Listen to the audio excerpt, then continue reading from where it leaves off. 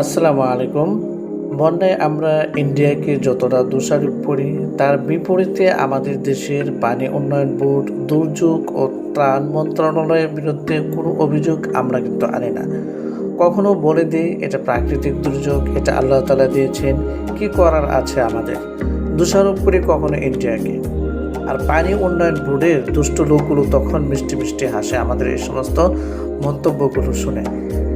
দুর্যোগ মন্ত্রণালয়ের লোকগুলো নাকে তেল দিয়ে ঘুমায়, স্বেচ্ছাসেবীরা জনগণ থেকে চাঁদা তুলে দিয়ে আত্মা তৃপ্তি পায়। তারা জনগণের কাছে এই সমস্ত কাজ করে, এই সমস্ত সেবা করে তারা আত্মতুষ্টিতা লাভ করে।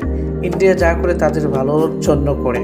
তাদের পানি সংরক্ষণ এবং নিষ্কাশন থেকে আমাদের দেশের পানি উন্নয়ন বোর্ডের শিক্ষা নেওয়া উচিত।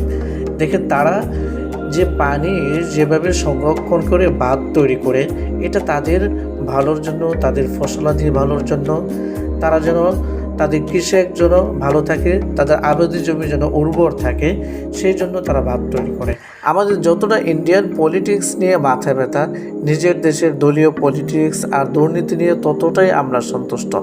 বন্যায় প্লাবিত হওয়ার 80% কারণ আমাদের দেশের পানি উন্নয়ন বোর্ড এবং পানি নিষ্কাশনের অব্যবস্থাপনা হওয়ার কারণে, যথা জায়গায় কালভার্ট, ব্রিজ না থাকার কারণে। বাকি 10% প্রাকৃতিক দুর্যোগের কারণে হয়তো বা বন্যা হয়। বাকি 5% ধরে নিলাম ইন্ডিয়ার কারণে হয়। বাকি 5% হতে পারে আল্লাহ তাআলা এটা আমাদের পাপের শাস্তি দিচ্ছেন। কিন্তু এটা আমরা বলতে পারি না যে এটা আল্লাহ তাআলা দিচ্ছেন, আমাদের কি করার আছে। মূলত যে এই পুরা পানি যে আল্লাহ তাআলা আমাকে শাস্তি হিসাবে দিচ্ছেন, বিষয়টা এমন নয়।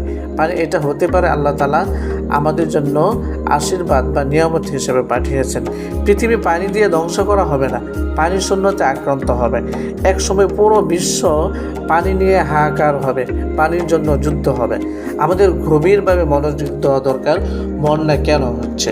সত্যি কি এটা বন্যা, না আমাদের দেশের জলবদ্ধতার কারণ? আমরা এর সঠিক ব্যবহার জানি না।